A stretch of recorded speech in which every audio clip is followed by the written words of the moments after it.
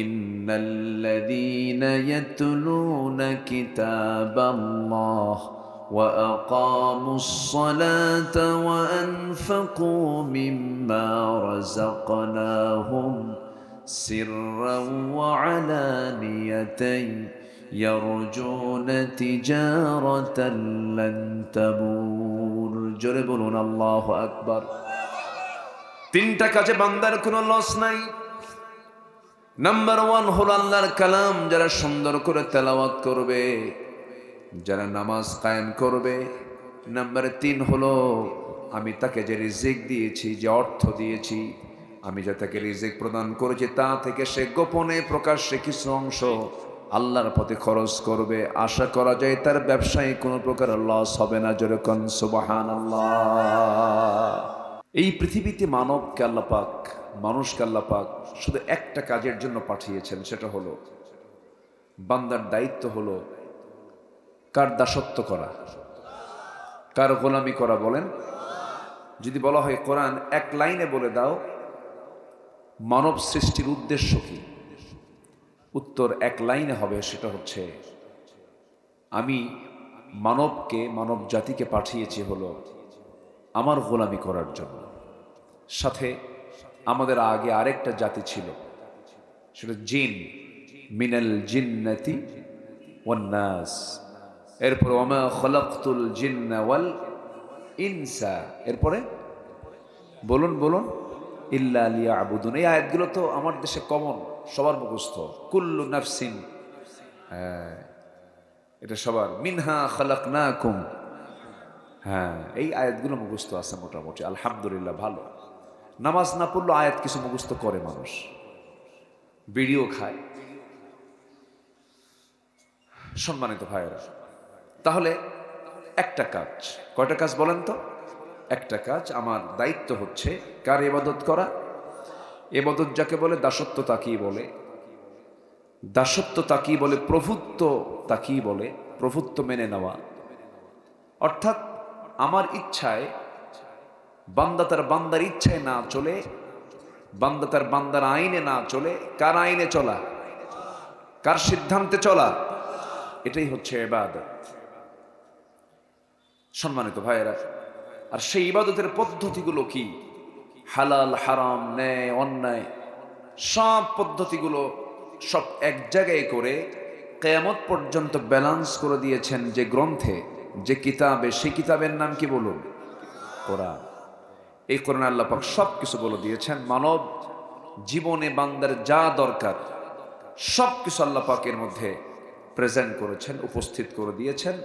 এবং নিজেও তিনি বলেছেন এটা তোমার জন্য এনাফ, আর কিচ্ছু লাগবে না, এটা মানলেই তুমি জান্নাতে চলে যেতে পারবে। জোরে বলি সুবহানাল্লাহ। তাহলে আমাদের কি আর অন্য কোথাও যাওয়ার দরকার আছে? আসতে যাওয়ার দরকার আছে। কিন্তু দুঃখজনক হলো সত্য, আমরা তো কোরআনের কাছেই নেই।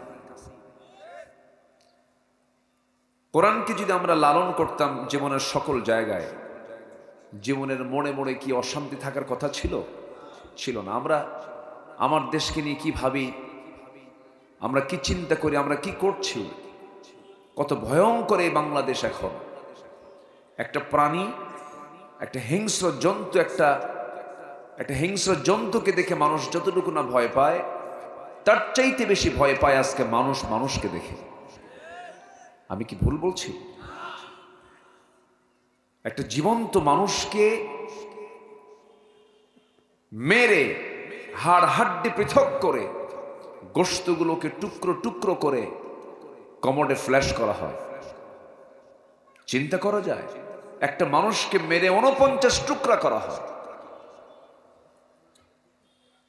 ময়মনসিংহের হালুয়াঘাটে এক মহিলা আত্মহত্যা করেছে, সুইসাইড করেছে। সেই মেয়েকে ময়না তদন্তের জন্য মর্গে আনা হয়েছে। সেই মরা লাশের উপরে জেনা করা হয়, ধর্ষণ করা হয়েছে। 3 বছরের শিশু ধর্ষিত হয়, কবর থেকে লাশ তুলে ধর্ষণ করা হয়।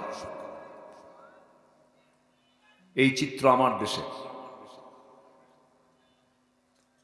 আরো যে কি দেখতে হবে জানি না, তবে জাতি যদি ভালো জিনিসটা বুঝতে পারে, যে ইমানদার কোনটা ভালো আর কোনটা মন্দ বোঝে না, অতি ইমানদারই না। আসতে কোন কেন?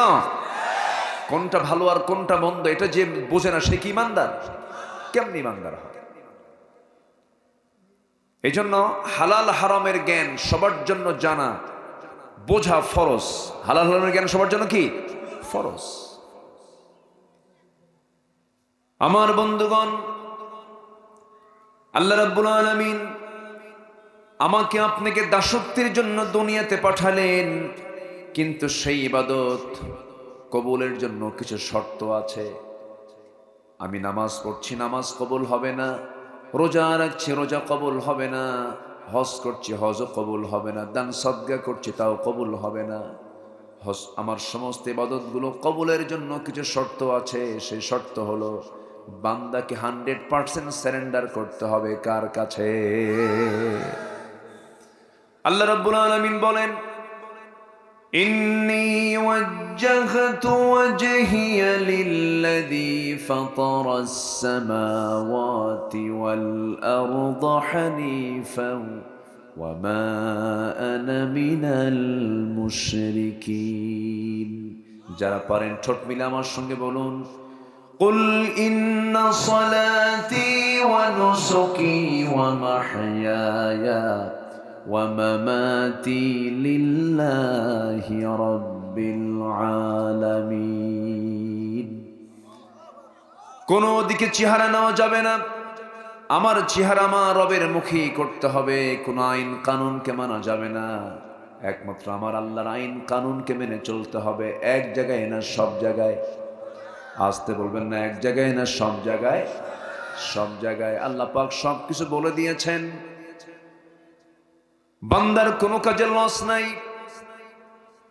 আল্লাহ রাব্বুল আলামিন বান্দার 3টা কাজ যদি করে, সেই বান্দার কোনো লস হবে না। মহান রাব্বুল আলামিন বলেন, ইন্নাল্লাযীনা ইয়াতলুনা কিতাবাল্লাহ ওয়া আকামুস সালাতা ওয়া আনফাকু মিম্মা রাযাকনাহুম সিররান ওয়া আলানিয়াতান يرجون تجارة لن تبور। জোরে বলুন আল্লাহু আকবার। 3টা কাজে বান্দার কোনো লস নাই। নাম্বার 1 হলো আল্লাহর কালাম যারা সুন্দর করে তেলাওয়াত করবে, যারা নামাজ কায়েম করবে।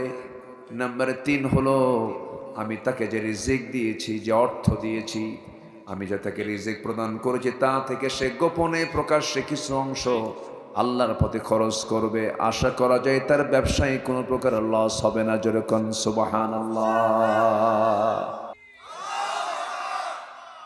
সম্মানিত ভাইয়েরা, মেহমান এসেছেন।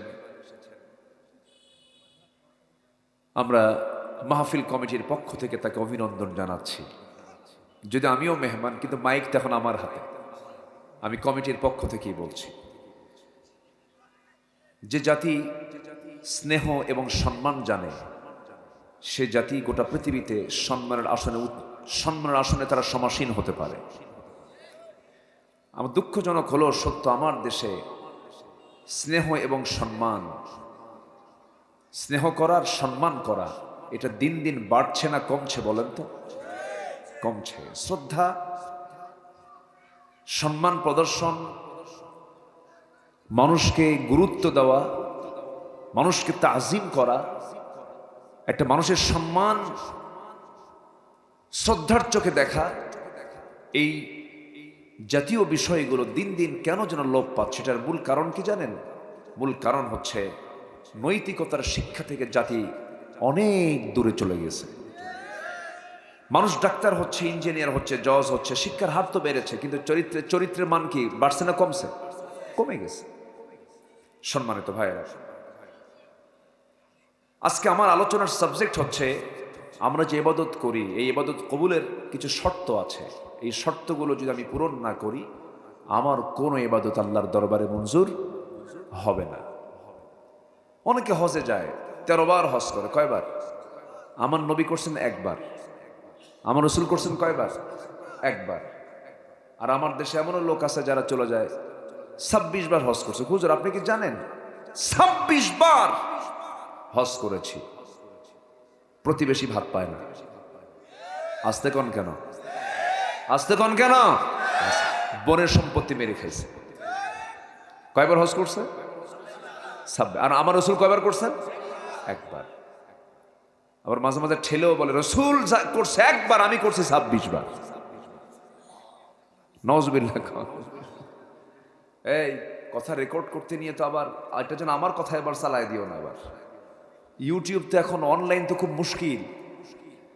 কথা বলা, এখানে পেশাব করিবেন না, করিলে 10 টাকা জরিমানা, আর এখানে পেশাব করিবেন না করিলে 10 টাকা জরিমানা।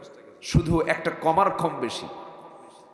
এই ইউটিউব গুলো ইদানিং আবার এআই চলে আসছে, কাকে কি করছে, এই প্রযুক্তির মিস ইউজ জাতিকে ধোকার মধ্যে ফেলে দিচ্ছে। আল্লাহ পাক এই অনলাইনের অনিষ্ট থেকে, অনলাইনের এই মিস ইউজ থেকে আল্লাহ পাক জাতিকে, ব্যক্তি, আমাকে, আপনাকে, সবাইকে হেফাজত করে। জোরে বলি আল্লাহুম্মা আমিন। সম্মানিত ভাইয়েরা, তাহলে ইবাদত কবুলের শর্ত হচ্ছে, 1 নম্বর হলো, আমি ভূমিকায় যাচ্ছি না তো, সরাসরি আলোচনার দিকে যাচ্ছে। 1 নম্বর হলো মুনাফিকি বাদ দিতে হবে। কি বাদ দিতে হবে বলেন? মুনাফিকি। মুনাফিকি তো মনে হয় নাই আমার দেশে। আছে? আছে মুনাফিকি? আছে? আছে। 10টা শর্ত আমরা যদি পূরণ করতে পারি, তাহলে আমরা যা চাবো আল্লাহর কাছে, আল্লাহ আমাদের সেই চাওয়া পূরণ করে দিবেন। কিন্তু আমরা চাই তো, কিন্তু আমাদের চাওয়ার যে কবুলের যে শর্তগুলো, সেই শর্তই তো আমরা পূরণ করি না। জানেন, যে জিহবায় মিথ্যা নাই, সেই জিহবার দোয়া মিস নাই। যেরকম সুবহানাল্লাহ। কিন্তু আমাদের জিহবায় সত্য কথা বেশি না মিথ্যা কথা বেশি? আর মিথ্যা কথা বলার দিক থেকে কোন পেশার, কোন শ্রেণীর লোক এই 54 বছর সবচাইতে জাতিকে ধোঁকা দিয়েছে বলেন তো কারা? কাম সারছে। আমি কিন্তু কইলাম না, আপনারাই বললেন কাম সারছে। একটু আস্তে কর। মাশাআল্লাহ। এই তো, আচ্ছা ঠিক আছে। আমি আপনাদের মুখ থেকে কিছু কথা শুনতে চাচ্ছি বলেই তো আমি বলতেছি। আমি একটু আপনাদের পালস দেখে নিচ্ছি, ঠিকঠাক আছে কিনা। বলি আলহামদুলিল্লাহ। জোরে বলি আলহামদুলিল্লাহ। এই মঞ্চ আমাদেরকে কথা বলতে দেয়নি 16 বছর। ডানে বামে কিরামন কাতিবিন বসে রাখছে। সে নেতাগুলোর চেহারাগুলো কি? মোষগুলো 2.5 ইঞ্চি মোটা হাইব্রিড জাতের মোষ। ওই সমস্ত নেতৃত্বের মুখে আমরা জুতা মারি। লজ্জা নাই, শরম নাই ওদের। দেশপ্রেমিকের পরিচয় দিয়ে 16 বছরে তারা 28 লক্ষ কোটি টাকা দেশ থেকে পাচার করে নিয়ে চলে গেছে। ধোঁকাবাজি, প্রতারণার শিকার হয়েছে আমরা বারবার। সম্মানিত ভাইয়েরা, সততা, হিপোক্রেসি, মুনাফিকি, এটা বাদ দিতে হবে। এটা যে মুনাফিক, সেও মুনাফিককে পছন্দ করে না। এটা খুব খারাপ জিনিস। মুনাফিককে পছন্দ করে না। মুনাফিক নিজেকে, তুই তো একটা মুনাফিক রে, ও নিজেই মুনাফিক। মুনাফিকরা কেমন হয়? আল্লাহ কোরআনে একটা সূরা নাজিল করেছেন, সূরা মুনাফিকুন। চিন্তা করা যায়, মানে মুনাফিকটা এত ভয়ঙ্কর যে আল্লাহ পাক 114 সূরার মধ্যে একটা সূরার নামকরণই করেছেন মুনাফিক। মুনাফিক হওয়ার জন্য না মুনাফিকি বাদ দেওয়ার জন্য? মুনাফিকি বাদ দেওয়ার জন্য এবং মুনাফিকদেরকে চিনে রাখার জন্য। আল্লাহ রাব্বুল আলামিন বলেন, মুনাফিক কারা? ইন্নাল মুনাফিকিনা লাকাযিবুন। নিঃসন্দেহে মুনাফিক যারা হয় তারা অতিরিক্ত মিথ্যাবাদী হয়। নির্বাচন যখন চলে আসে, কত বড় ধোঁকাবাজি। মাথায় টুপি তোলে, সারা বছর টুপি নেই, কিন্তু মাথায় টুপি একখান লাগায়, উমরায় চলে যায়, 15 দিনের মাথায় দাড়ি আর কাটে না, খোসা খোসা কদম ফুল মার্কা দাড়ি। কি ফুল মার্কা? কদম ফুল মার্কা দাড়ি। মাথায় একখান টুপি লাগায় নেয়, পাঞ্জাবি পায়জামা পরে, হাজি একখান রুমাল ঘাড়ের সঙ্গে লাগায়া আসরের নামাজ 5 বার পড়ে। কয়বার পড়ে? 5 বার। আসরের নামাজ কয়বার পড়তে হয় একদিনে কয়বার? আর ওরা পরে কয়বার? 5 বার। যেই ঘরেই ঢোকে যায় নামাজ দাও। এই সিজনাল মুসল্লিকে আল্লাহ রাব্বুল আলামিন এতটাই ধিক্কার জানিয়েছেন, যারা পারেন ঠোঁট মিলিয়ে বলুন। খুব কমন সূরা, নামাজের সূরা, সুন্নত নামাজ পড়ি, ছোট্ট সূরা দিয়ে যারা নামাজ পড়ি সবার মুখস্থ থাকার কথা। ফাওয়াইলুল লিল মুসাল্লিন আল্লাযীনা হুম আন সালাতিহিম সাহুন আল্লাযীনা হুম ইউরাউনা ওয়া ইয়ামনাউনাল মাউন। জোরে বলুন আল্লাহু আকবার। এই সূরার মুসল্লি জান্নাতি না জাহান্নামী? জাহান্নামী। এই সূরার মুসল্লি জাহান্নামী। তাহলে সব মুসল্লি কি জান্নাত পাবে? সব হাজি কি জান্নাত পাবে? হাজি জান্নাত পাবে কেমনে? বনের সম্পত্তি মেরে খায়, কি আছে না? বনের সম্পত্তির জায়গার উপরে ধান লাগায়া সেই ধান বিক্রি করে ওমরা করতে যায়। ওমরায় যাওয়ার পরে বনের জন্য আজোয়া খেজুর আনে, জমজম কুবের পানি আনে। আবার মদিনায় গিয়ে সুন্দর একখান চেন নিয়ে আসে, সোনার চেন নিয়ে চলে আসে দেশে। দেশে সেই বোনকে ফোন দিয়ে বলে, বোন একটু আসো তাড়াতাড়ি, আমি তোমার জন্য মক্কায় দোয়া করে আসছি। এই পৃথিবীতে আমি একটা রিয়াল কথা বলি, সন্তান বাপ মাকে ভালোবাসে, মা বাপ সন্তানকে ভালোবাসে, এটা একটা ন্যাচারাল ভালো, কোনো স্বার্থ কাজ করে না। কিন্তু আরেকটা মহাব্বত আছে সত্যিকার অর্থে, কিন্তু আমার দেশের বোনরা ভাইদেরকে খুব ভালোবাসে। বোনরা ভাইকে নিয়ে চিন্তা করে, কিন্তু সেই তুলনায় ভাইদের তেমন চিন্তা বোনদেরকে নিয়ে হয় না। এই দেশে আমি লক্ষ্য করেছি খালার বাড়ির গুরুত্ব বেড়ে যায়, কিন্তু ফুফুর বাড়ির গুরুত্ব কমে যায়। আমার দেশের সামাজিক কালচারের কিছু কথা বলছি। আমার বন্ধুগণ, কেন কমে যায়? এই জন্য কমে যায়, সম্পত্তির কিছু লেনদেন থেকে যায়, বোনের সঙ্গে সম্পর্ক রাখে না। ওমরা করে আসছে, সোনার চেন নিয়ে আসছে, বোন পাবে 1 কোটি টাকার সম্পদ, আর বোনের জন্য একখান চেন নিয়ে আসছে ওমরা থেকে। এসেই বলে, বোন তাড়াতাড়ি আসো, জমজম পানি নাও, আজওয়া খেজুর খাও, তোমার জন্য মক্কার মাতাফে বসে, কাবা শরীফের সামনে বসে, কাবার দরজা ধরে তোমার জন্য দোয়া করেছি বোন, আমি তোমাকে খুব মহব্বত করি, খুব ভালোবাসি বোন। এরপরে তোমার জন্য মদিনায় গিয়ে তোমার সালাম নবীর রওজায় পৌঁছায় দিয়েছি, নবীজির মাকবারায় পৌঁছায় দিয়েছি, এবং তোমার জন্য সোনার মদিনা থেকে সোনার চেন টানছি। বোন মাথাটা একটু নিচু করো, তোমাকে পড়ায় দেই। বোন তো বিরাট খুশি, আমার ভাই আমাকে দারুণ ভালোবাসে। শেষে পাশে বসায় বলে, বোন আমি একটা কথা বলবো, রাগ করবা না তো? না, অংশ নিলে কিন্তু ধ্বংস হয়। কত বড় বদমাইশ! আছে না, আছে না, আছে না, এগুলো আছে না? এগুলো হচ্ছে মুনাফিক। এগুলো কি বলেন? মুনাফিক। আমার মায়েরা খুব খুশি, হুজুর ভালো করে এখন কিছু ভাই এখানে বসে আছে। রাগ করতেছেন নাকি আপনারা? যাক না, বোনের সম্পত্তি বের হয়ে যাক, জান্নাতটা আসুক। কি আসতে কোন কেন? বোনের সম্পত্তি যাক, সমস্যা কি? আমার কিছু সম্পদ না বের হয়ে গেল, এটা আমার না তো, আমার বোন পেয়ে গেল, আমি জান্নাত পেয়ে যাই, কি দরকার? আপনি কি জানেন এই অবৈধ সম্পদ আপনার কাছে টিকবে না, থাকবে না? একটা টিউমার হলেই তো 2 কোটি শেষ। জুত মতো টিউমার হলেই তো 1 টিউমারের দাম 2 কোটি, সব শেষ হয়ে যাবে। আপনার বোন পাবে 1 কোটি, আর টিউমার খাবে কয় কোটি? 2 কোটি, সব শেষ। আমার বন্ধুগণ, সঠতা রাখা যাবে না, বক্রতা রাখা যাবে না। ইয়াসসিরু ওয়ালা তুআসসিরু, বাশশিরু ওয়ালা তুনাফফিরু। জটিল যত করবেন আল্লাহ পাক তত জটিল হয়ে যাবেন। ইমানদাররা হবে সাধারণ, ইমানদাররা হবে খুব সফট, ইমানদাররা হবে সহজ সরল মানুষ। মুনাফিক কখনো জান্নাতের গন্ধ পাবে না। আল্লাহ রাব্বুল আলামিন আরেক জায়গায় বলছেন, ইন্নাল মুনাফিকিনা ফিদ দারকিল আসফালি মিনান নার ওয়া লা তাজিদ লাহুম নাসীরা। জোরে বলুন আল্লাহু আকবার। মুনাফিকরা জাহান্নামের সর্বনিম্ন স্তরে তার অবস্থান করবে, তাদের কোনো সাহায্যকারী থাকবে না। আমার রাসূলকে সবচেয়ে কষ্ট দিয়েছে যেই জাত, সেই জাতের নাম হলো মুনাফিক। সবচেয়ে রাসূল কষ্ট পেয়েছেন তাদের মাধ্যমে। আমার নবীজির জীবদ্দশায় কোন এক মুনাফিকের মৃত্যু হলো, মদিনার ঘটনা। আমার নবীজির জীবদ্দশায় এক মুনাফিকের ইন্তেকাল হলো, কিন্তু সেই মুনাফিকের সন্তানটা ভালো সাহাবী ছিলেন, আমার নবীর খুব অনুগত সাহাবী ছিলেন।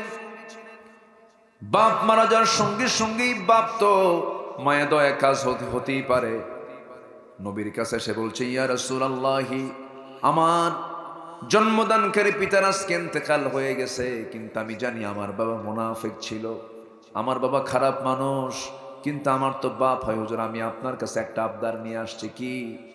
মেহেরবানি করে আপনি যদি আপনার নিজের গায়ের পরনের যদি একটা জুব্বা দিতেন, সেই জুব্বাটা দিয়ে আমি আমার বাবার কাফনের কাপড় বানায় নিতাম। আমার নবীজি চিন্তা করলেন, আমার তো সে সাহাবী, আমি তাকে কেমন করে মানা করি। নবীজি তাকে নিজের পরনের একটা জুব্বা তার হাতে দিয়ে দিলেন। খুব খুশি হলেন, সাহাবী চলে গেলেন। নিজের বাপ তো একটু মায়া দয়া তো হতেই পারে, গোসল করায়া দিয়া নবীজির ব্যবহৃত জুব্বাও তার দেহে পড়ায়া দিলেন। কিছুক্ষণ পর নবীর কাছে এসে বলছেন, ইয়া রাসূলুল্লাহি, আমি জানি আমার বাপ মুনাফিক মানুষ, খারাপ মানুষ, ইসলামের বিরোধিতা করেছে সে, কিন্তু আমার তো জন্মদানকারী পিতা হুজুর, দয়া করে আপনি আমার বাবার জানাজায় যাবেন কিনা, একটু মেহেরবানি করে আপনি গেলে আমি খুব খুশি হতাম। আমার নবীজি বলেন, যাও ও আমার সাহাবী, চলে যাও, তোমার বাবার জানাজায় আমি হাজির হব, চলে যাও। কিছুক্ষণ পর আমার নবীজি নিজে রওনা দিলেন, জানাজার প্রান্তরে গিয়ে দাঁড়ালেন। পিছন থেকে সাইয়েদনা ওমর ফারুক রাদিয়াল্লাহু তাআলা আনহু পিছন থেকে তাকে ডাকছেন, ইয়া রাসূলুল্লাহ, আপনি কার জানাজা পড়ান? সে তো মুনাফিক ছিল, মুনাফিকের জানাজা কেমন করে পড়াবেন ইয়া রাসূলুল্লাহ? মেহেরবানি করে একটু চিন্তা করলে ভালো হয়। আমার এই সাহাবী বারবার আমার কাছে আবদার করে, আমি তাকে কেমন করে মানা করে আমি জানাজা পড়ায় দিয়ে যাই। আমার নবীজি জানাজা পড়ালেন। শেষ হতে না হতে আল্লাহর পক্ষ থেকে সিদ্ধান্ত হলো, ৭০ মাররাতান, আপনি যদি মুনাফিকদের পক্ষে ৭০ বারেরও বেশি বার যদি গুনাহ মাফের জন্য মাফ চান, আমি আল্লাহ তবু এই দোয়া কবুল করব না মুনাফিকের পক্ষে। নাউজুবিল্লাহ। নবীর গায়ের জুব্বা দিলেন, নবীজি নিজে দোয়া করে দিলেন, তাও কাম হলো না, কারণ মুনাফিকদের জন্য কোনো দোয়াও কবুল হবে না। এই জন্য মুনাফিকি চরিত্র থেকে আল্লাহ পাক আমাদেরকে বাঁচান। জোরে বলি আমিন, আরো জোরে আমিন। আমার নবীজি নিজে বলেছেন, মুনাফিককে চিনতে হলে 4টা লক্ষণ যার মধ্যে পাবা, সে ব্যক্তি মুনাফিক। নাম্বার 1 হলো যখন সে কথা বলে মিথ্যা বলে। একটা লোকের কাছে 2টা প্রার্থী চলে গেছে, কিছু কিছু লোক আছে 2জন কি বলে, ভাই ঠিক আছে আমি আপনার পক্ষে। আছে? আজ থেকে আছে না নাই? আছে না নাই? ওই লোকের পরিচয় কি বলেন তো? ওই লোক কি বলেন? আরো জোরে কন, আরো জোরে কন। কষ্ট পাচ্ছেন নাকি? আলোচনা চালাই, জোরে বলি ইনশাআল্লাহ। আমার বন্ধুগণ, মুমিনের জবান হবে ভিতর এবং বাহির হবে এক। ভিতরে যা লালন করবে, বাইরে তা লালন করবে। একজন লোককে আপনি দেখলেন, তাকে আপনি সহ্য করতে পারেন না, কিন্তু সামনে পেয়ে খুব প্রশংসা করেন, একটু আড়াল হলি গালিগালাজ দেন, এটার নাম মুনাফিক। এটার নাম কি? মুনাফিক। আল্লাহ রাব্বুল আলামিন তার রাসূলকে দিয়ে জানাচ্ছেন, মুনাফিকদেরকে চেনার জন্য 4টা অপকর্ম তাদের মধ্যে খুঁজে পাওয়া যাবে। নাম্বার 1 হলো মিথ্যা কথা বলা, নাম্বার 2 হলো ওয়াদা ভঙ্গ করা, নাম্বার 3 হলো আমানতের খেয়ানত করা, নাম্বার 4 হলো যখন সে কথা বলতেন সারতে না পারে, বেহুদা কথা বলে, আজে বাজে কথা বলে, খুব খারাপ ভাষায়, অশ্লীল ভাষায় গালিগালাজ করে। এই 4টা সিমটম যার মধ্যে পাওয়া যাবে, রাসূল বলেছেন সেই লোকটা হলো মুনাফিক। আমার দেশে মুনাফিক নাই। আছে? মুনাফিক আছে? আচ্ছা। আল্লাহ রাব্বুল আলামিন মুনাফিকদের চরিত্র নিয়ে বহু জায়গায় বলেছেন। সূরা বাকারার একটা আয়াত আল্লাহ রাব্বুল আলামিন শুরুতেই বলে দিয়েছেন, ওয়া মিনান নাসি মান ইয়াকুলু আমান্না বিল্লাহি ওয়া বিল ইয়াউমিল আখির وما هم بمؤمنين আরেক জায়গায় বলছেন وإذا لقوا الذين آمنوا قالوا آمنا وإذا خلوا إلى شياطينهم قالوا إنا معكم إنما نحن مستهزئون জোরে বলুন আল্লাহু আকবার আমার ভাইরা মুনাফিকি এত ভয়ঙ্কর জিনিস ওয়ালা তাকুম আলা কবরিহি আল্লাহ পাক কি কথা বলেছেন তাদের কবরের পাশে দাঁড়াবে না তাদের সঙ্গে কোনো আপোষ নাই আল্লাহ পাক রাসূলকে স্পেশালি এক জায়গায় বলে দিয়েছেন স্পষ্ট ভাষায় জানিয়ে দিয়েছেন ইয়া আইয়ুহান নাবিয়্যু জাহিদিল কুফফারা ওয়াল মুনাফিকিনা ওয়াগলুয আলাইহিম ওয়া মাআওয়াহুম জাহান্নাম নবী হে আপনি কাফিরদের বিরুদ্ধে মুনাফিকদের বিরুদ্ধে আপনি জিহাদ ঘোষণা করুন তাদের ব্যাপারে আপনি ওয়াগলুয আলাইহিম কঠোর হয়ে যান কোনো আপোষ করা যাবে না কারণ মুনাফিকদের দ্বারা যুগে যুগে ইসলামের ক্ষতি হয়েছে সবচেয়ে কম না সবচেয়ে বেশি সবচেয়ে কম না সবচেয়ে বেশি বেশি ক্ষতি হয়েছে আমার নবীজির পরিবারকে অশান্ত করে রেখেছে সর্বক্ষণ এই মুনাফিকেরা আমার নবীজি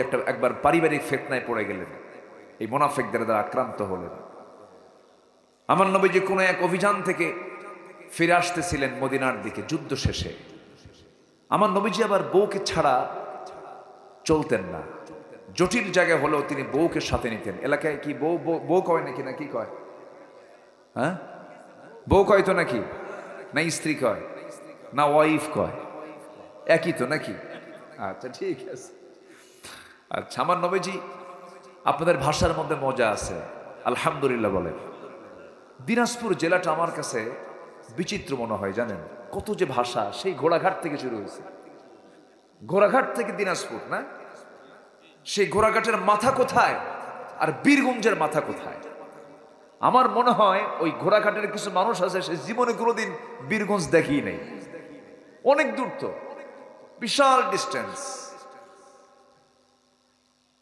2 শতাধিক রাষ্ট্রের কিছু রাষ্ট্র আছে এত বড় না দিনাজপুর যত বড় অনেক লম্বা একটা জেলা মাশাআল্লাহ অনেক সুন্দর তাহলে কি বলে এলাকায় বউ বউ কয় তো আচ্ছা মানে অনেক সময় এক দেশের হাসা আরেক দেশের ভাষা আরেক দেশের হাসা হয়ে যায় বুঝলেন এই জন্য বলে নিলাম যে কি বলে আমার ভাষা বুঝতে কষ্ট হচ্ছে না তো বলি আলহামদুলিল্লাহ জি আপনাদের লোকাল ভাষায় বলতে পারলে খুব ভালো হতো তাহলে সহজ হতো আপনাদের জন্য জি কোনো সমস্যা নাই তো বলি আলহামদুলিল্লাহ আমার নবীজি কোথাও গেলে পরে চেষ্টা করতেন পরিবারকে সাথে নিয়ে যাওয়া আমার নবীজি উহুদের মতো কণ্টকাকীর্ণ জিহাদের ময়দানে একা যান না স্ত্রীকে সাথে নিয়েছেন জীবনে হজ করেছেন একবার স্ত্রী আম্মা জান আয়েশা সিদ্দিকাকে সাথে নিয়েছেন আমার নবী যখন ইহরামের নিয়ত বাঁধবেন ইহরামের কাপড় বাঁধবেন আম্মা জান আয়েশা বর্ণিত হাদিস রাসূল আমার সঙ্গে সহবাস করলেন এরপরে ফরজ গোসল সম্পন্ন করে ইহরাম বাঁধলেন তিনি আমার নবীজি বউকে সাথে নিতেন এই জন্য কারণ বউ হলো ইমানের পাহারাদার বউটার সঙ্গে থাকলে পরে অনেক কিছু নিরাপত্তা পাওয়া যায় সে তো দারোগা বুঝেন নাই বউটা দারোগা না দারোগা তো রাস্তায় আপনি যাচ্ছেন একা যাচ্ছেন হয়তো ফিতনা আসতে পারে কিন্তু বউ সাথে থাকলে কোনো বেহায়া মহিলা অথবা কোনো পর্দাহীনা মহিলা হয়তো হেঁটে যাচ্ছে সামনে দিয়ে হয়তো আপনার বউর সাথে না থাকলে হয়তো নজর যেতে পারি কিন্তু বউর সাথে থাকলে উপায় নেই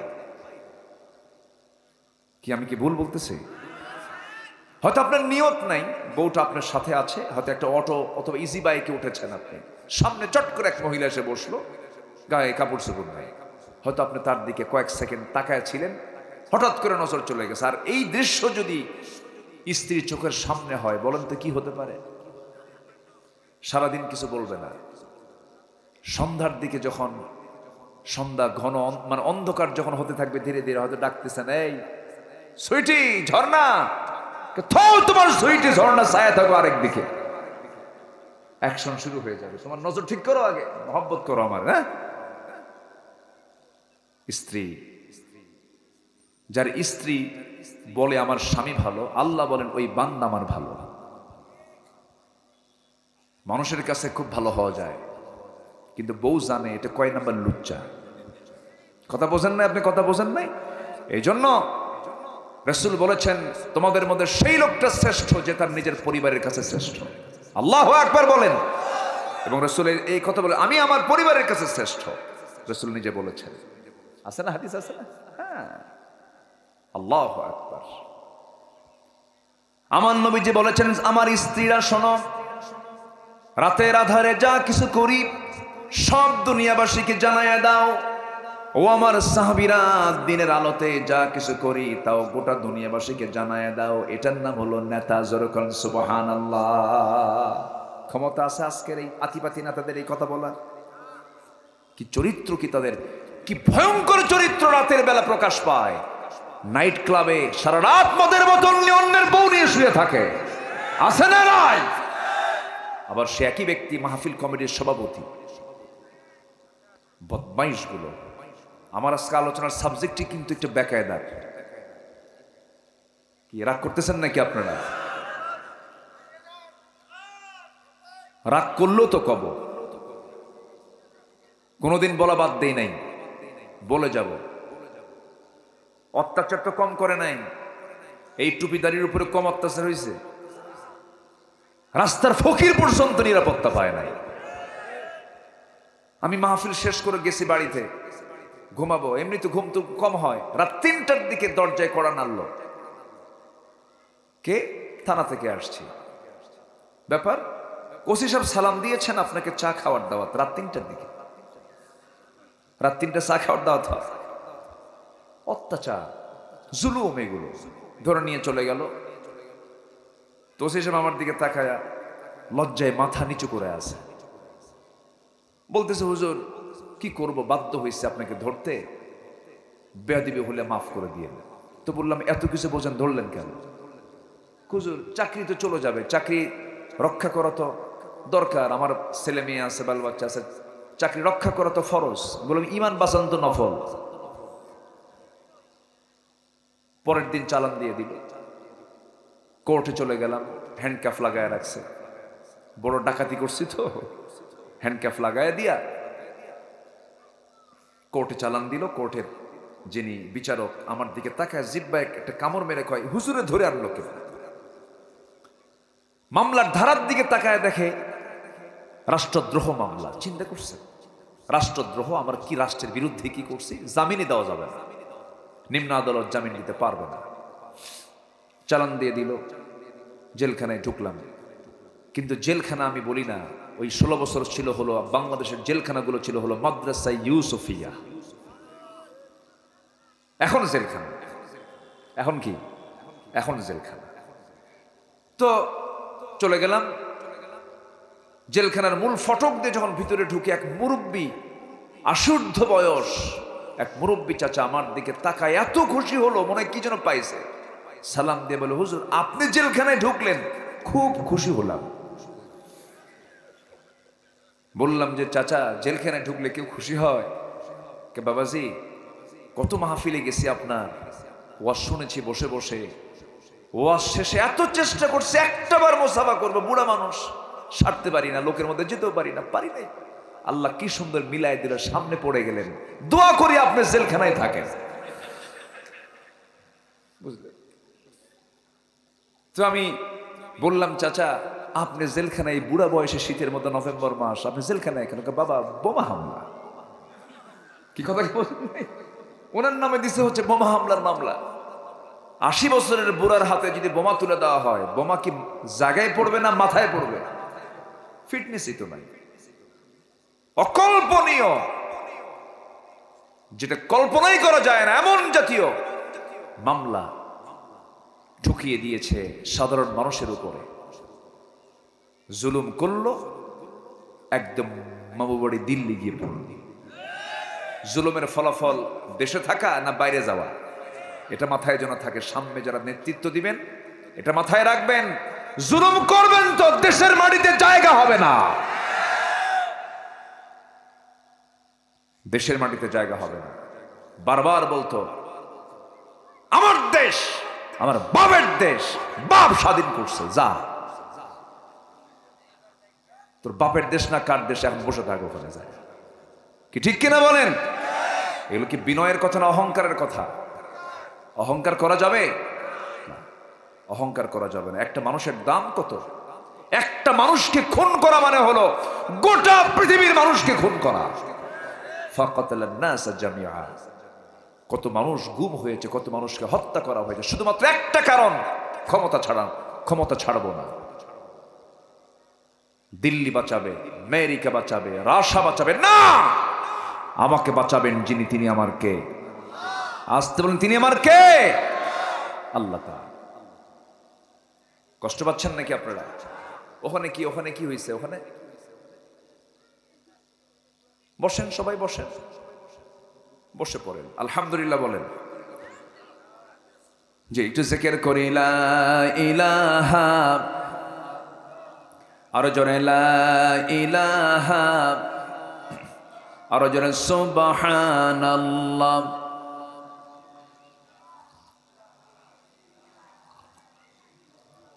আরো জোরে লা ইলাহা, লা ইলাহা, লা ইলাহা ইল্লাল্লাহু মুহাম্মাদুর রাসূলুল্লাহ সাল্লাল্লাহু আলাইহি ওয়াসাল্লাম। সম্মানিত ভাইয়েরা, আমার নবীজি মুনাফিকদের দ্বারা আক্রান্ত হয়েছিলেন। আমার নবীজি কোন এক সফর থেকে, অভিযান থেকে ফেরত আসতেছিলেন। সেই সফরে আমার নবীজি আম্মা জান আয়েশা সিদ্দিকাকে সাথে নিয়েছিলেন। মনে আছে তো? আমি একটা কথা বলতেছিলাম যে হ্যাঁ, আমার নবীজি ফিরে আসার সময় সাফওয়ান নামক এক সাহাবীকে রাদিয়াল্লাহু তাআলা আনহু তাকে দায়িত্ব দিলেন, সাফওয়ান, অনেক মানুষ তো, অনেক সাহাবী, তুমি সবার শেষে আসবে, আমরা সবাই চলে যাব মদিনার দিকে, তুমি সবার শেষে আসার সময় যারা যারা বাদ পড়ে যাবে, বাদ পড়া লোকগুলোকে তোমার দায়িত্ব হলো তাদেরকে মদিনায় নিরাপদে পৌঁছায় দেওয়া। তুমি সবার শেষে আসছিলেন, ঘোড়ার পিঠে করে আসতে আসতে হঠাৎ করে সামনের দিকে লক্ষ্য করে দেখেন কেউ বাদ পড়ে নাই, বাদ পড়ছে একজন, তিনি হচ্ছেন মিসেস মুহাম্মদ সাল্লাল্লাহু আলাইহি ওয়াসাল্লাম, অর্থাৎ আম্মা জান আয়েশা সিদ্দিকা রাদিয়াল্লাহু আনহা, তিনি বাদ পড়ে গেছেন। উনি চিনলেন দূর থেকে, পর্দার আয়াত নাজিল হওয়ার আগে তিনি তাকে দেখেছিলেন, এই জন্য তাকে চিনতে পেরেছেন। সাফওয়ান রাদিয়াল্লাহু আনহু বললেন, আম্মা জান আয়েশা সিদ্দিকা, আপনি তো আমাদের জন্য মা, সম্মানজনক ভাবে আমি আপনাকে মদিনা পর্যন্ত পৌঁছায় দেব, কোনো চিন্তা করবেন না। আমার নবীর দায়িত্ব পালন করার জন্য ওই সাহাবী করলেন কি, আম্মা জান আয়েশা সিদ্দিকাকে সাথে করে নিয়ে মদিনা পর্যন্ত চলে গেলেন। কিন্তু এখানে বাদ পড়লেন কেমনে? বাদ পড়ার প্রেক্ষাপট হলো, উনি উটের পিঠে বসা ছিলেন, উটের পিঠে হাওয়াদার ভিতরে পালকির মধ্যে বসা ছিলেন। হঠাৎ করে তিনি বললেন, আমার তো প্রকৃতির চাপ আসছে, একটু আড়ালে যেতে হবে, শৌচকার্য করতে হবে। পালকি থেকে নামলেন, আড়ালে চলে গেলেন, আসতে দেরি হলো। যিনি দায়িত্বরত সাহাবী তিনি ভাবছিলেন মনে হয় আম্মা জান আয়েশা মনে হয় পালকিতে আছেন, কিন্তু পালকিতে মানুষ থাকলে ওজন বেশি হয়, মানুষ না থাকলে ওজন কম হয়। কিন্তু উনি এত চিকন ছিলেন যে উনি যে ভিতরে আসেন না নাই এটা সাহাবী টেরই পায় নাই। আসে মনে করে তিনি উটের পিঠে উঠায়া দিলেন। সব চলে গেছে, আম্মা জান আয়েশা সিদ্দিকা বাদ পড়ে গেলেন। সেই বাদ পড়া আম্মা জান আয়েশা সিদ্দিকাকে অত্যন্ত সম্মানের সাথে দায়িত্বপ্রাপ্ত সাহাবী সাফওয়ান রাদিয়াল্লাহু আনহু তাকে সঙ্গে করে মদিনা পর্যন্ত চলে গেলেন। মদিনায় আমার নবীজির ঘর পর্যন্ত নিরাপত্তার চাদরে তাকে সুন্দর করে নবীর হাতে হস্তান্তর করে তিনি চলে আসলেন। মুনাফিকদের কানে এই নিউজটা যখন চলে গেল, এত দ্রুত গতিতে মুনাফিকরা ব্রেকিং নিউজ দিল, আপডেট নিউজ দিল, গোটা মদিনার টক হয়ে গেল। তোমরা কি জানো আয়েশার মতো মহিলা গত রাত্রিতে সাফওয়ানের সঙ্গে গোটা রাত একা সফর করে আসছে, আয়েশা শেষ। আয়েশা কি শেষ? এটা কাদের কাম? আসতে কয়, এটা কাদের কাম? আছে, আমার দেশে আছে এগুলো। আল্লামা সাইদিকে গ্রেফতার করে তাকে ধর্ষণের মামলা দেওয়া হয়েছিল। জানেন না আপনারা? জানেন না এগুলো? জানেন না? মুনাফিকরা এগুলো করে, ওদের বসে বসে এগুলোই চিন্তা। আম্মা জান আয়েশা সিদ্দিকের ব্যাপারে যখন এমন কথা যখন নবীর কান পর্যন্ত পৌঁছে গেল, আমার নবীজি শুনলেন, শুনে মনটা একটু খারাপ হয়ে গেছে। আমার নবীজি আম্মা জান আয়েশা সিদ্দিকা রাদিয়াল্লাহু আনহাকে আস্তে করে ডাক দিয়ে বলছেন, আয়েশা, কি যেন একটা কথা আমার কানে চলে আসলো, গোটা মদিনায় এই কথাটা ছড়িয়ে পড়েছে। আমার মনে হয় তোমার এই মুহূর্তে আমার ঘরে না থেকে তোমার বাবার ঘরে যাওয়া উচিত, তুমি চলে যাও। এই পৃথিবীতে এর চাইতে বড় কষ্টের কথা একজন স্ত্রীর জন্য কি হতে পারে? সব প্যাঁচ লাগাই দিল কোন গোষ্ঠী? বলেন কোন গোষ্ঠী? কোন গোষ্ঠী? মুনাফিক। আম্মা জান আয়েশা সিদ্দিকা রাদিয়াল্লাহু আনহা জবাব দিতে নিয়ে বলছেন, ইয়া রাসূলুল্লাহি, ইয়া হাবিবাল্লাহ, আপনি শুধু আমার স্বামী নন, আপনি হচ্ছেন বিশ্ব নবী। আমি আপনার কথা কেমনে ফেলে দেব? যেহেতু আপনি আমাকে অর্ডার করেছেন, আমি এই মুহূর্তে রওনা দিতেছি। আমি রওনা দিচ্ছি আমার বাবার বাড়ির দিকে, আমি রওনা দিলাম। তবে একটা কথা বলবো, ইয়া রাসূলুল্লাহি, আমার বিয়ের পয়গাম কিন্তু দুনিয়ার কেউ আনে নাই। আমার বিয়ের পয়গাম পাঠিয়েছেন মহান রব্বুল আলামিন আসমান থেকে। আমি সে আল্লাহর কাছে তাওয়াক্কুল করে আমি আমার বাবার বাড়ি রওনা দিলাম। নবীজি বড় কষ্ট পাচ্ছেন। আম্মা জান আয়েশা সিদ্দিকা বাবার বাড়ি চলে গেলেন। আমার নবীজি রাত্রেবেলা ঘুমাতে যান, ঘুমাতে পারেন না। ঘুমাতে নেই, তিনি বাম হাতটা আগায় দেন। আম্মা জান আয়েশা সিদ্দিকা নাই, বুকটা খান খান হয়ে যাচ্ছে। আমার নবীজি বড় কষ্ট পাচ্ছেন, চোখের পানিতে বালিশ ভিজে যাচ্ছে। ওইদিকে আম্মা জান আয়েশাও গোটা রাত সেজদায় পড়ে পড়ে কেঁদে কেঁদে আল্লাহর কাছে প্রার্থনা করছেন আর বলছেন, আল্লাহ, আমি তো নির্দোষ, তুমি একটা ফয়সালা করে দাও। আমি তো নির্দোষ, তুমি একটা ফয়সালা করে দাও।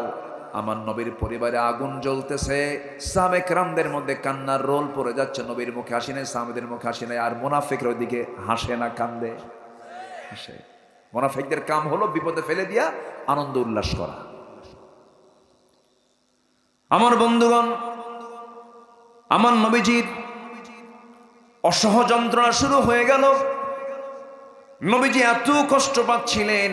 আম্মা জান আয়েশা সিদ্দিকা বলেন, আল্লাহ পাক আমাকে 9টার কারণে বিশেষ শ্রেষ্ঠত্ব দান করেছেন। নাম্বার 1 হলো, আমি আয়েশা একমাত্র নারী, মাত্র 9 বছর বয়সে আমার নবীর সঙ্গে বিয়ে হয়েছে। 13 বছরে নববধূ হয়ে নবীর ঘরে পদার্পণ করেছি। আমি একমাত্র কুমারী নারী, আমি একজন অবিবাহিতা একমাত্র স্ত্রী ছিলাম তার। নাম্বার 3 হলো, আমি জিব্রাইলকে নিজের চোখে দেখতে পেয়েছি। নাম্বার 5 হলো, আমি যখন আমার নবীর সঙ্গে একই চাদরের নিচে ঘুমাতাম, আমি থাকতেই আমার নবীর কাছে আল্লাহ পাকের পক্ষ থেকে ওহী নাজিল হতো। আমি আয়েশা নিজেকে ধন্য মনে করি। আমার নবীজি আমার ব্যাপারে বলেছেন, সুরিদ খাবার যেমন আরবের শ্রেষ্ঠ খাবার, আমার স্ত্রীর মধ্যে আমার আয়েশা হলো শ্রেষ্ঠ স্ত্রী। আমি তাকে খুব পছন্দ করি, মোহাব্বত করি। আম্মা জান আয়েশা বলেন, আরেকটা কারণে আমি নিজেকে শ্রেষ্ঠ মনে করি, আল্লাহ পাক আমাকে শ্রেষ্ঠত্ব দান করেছেন। আমার নবীজি আমাকে এতটাই মোহাব্বত করতেন। নবীজি দুনিয়া থেকে বিদায় নেবেন, বিদায় একটু পূর্ব সময় অন্যান্য স্ত্রী ছিলেন, কিন্তু অন্য স্ত্রীদের ঘরে না ঢুকে তিনি আমার ঘরটাই পছন্দ করলেন, চুজ করলেন। ডেকে বলছেন, আয়েশা, শরীরটা ভালো নয়, প্রচন্ড শরীরটা খারাপ, প্রচন্ড মাথা ব্যথা হচ্ছে, জ্বর, আমার জন্য একটু বিছানা করে দাও। বালিশ দেওয়া হলো। রাসূল বলছেন, বালিশ আমাকে দিও না আয়েশা, তোমার উরুটা আমার সামনে বিছায়া দাও। আমার নবী আম্মা জান আয়েশা সিদ্দিকের উরুতে মাথা রেখে তিনি আরাম ফরমাচ্ছিলেন। প্রচন্ড কষ্ট হচ্ছিল, মাথায় পানি ঢেলে দিচ্ছেন। ইতিমধ্যে সাইয়েদনা বেলাল আজান শুরু করে দিলেন। আমার নবী আজান শুনলে পরে অস্থির হয়ে যেতেন নামাজের জন্য। ওই অসুস্থ শরীর নিয়ে যখন তিনি বসে পড়লেন, বসা থেকে যখন উঠতে নিলেন, আমার নবী মাথার চক্কর মেরে পড়ে যেতে নিলেন। যখন আম্মা জান আয়েশা তাকে শক্ত করে ধরে আবার শোয়া দিলেন। রাসূল বলছেন, আয়েশা রে, বুঝতে পেরেছি জামাতে নামাজ আমার আর মনে হয় হবে না, আমি দুনিয়া থেকে বিদায় নিয়ে নেব, কিন্তু আমার দায়িত্ব কি পালন করবে? ও আয়েশা, তোমার আব্বাজান আমার বন্ধু আবু বকরকে ডাক দিয়ে বলো আমার মুসল্লায় দাঁড়ায়া যেন সে আমার দায়িত্বটা পালন করে নেয়। মানে রাসূল বুঝায় দিলেন আমার নামাজের দায়িত্ব আবু বকর পালন করবে এবং আমার পরবর্তী আমার রাষ্ট্রের দায়িত্ব আমার আবু বকর পালন করবে। যেরকম সুবহানাল্লাহ। রাসূল নেতৃত্ব দিলেন সমাজ থেকে না নামাজ থেকে? বলেন বলেন বলেন বলেন বলেন বলেন বলেন বলেন। নেতৃত্ব আসবে নামাজ থেকে। বেনামাজি নেতার কোন নেতৃত্ব আমরা মানব না। যে নেতা নামাজ পড়াতে পারে না সে আমার কিসের নেতা? আমার মৃত্যুর পর আমার নেতা যদি আমার জানাজা না পড়াতে পারেন ওই নেতৃত্বের মুখে আমরা থুতু মারি। রাজি আছেন কারা কারা? হাত উঁচু করে দেখান।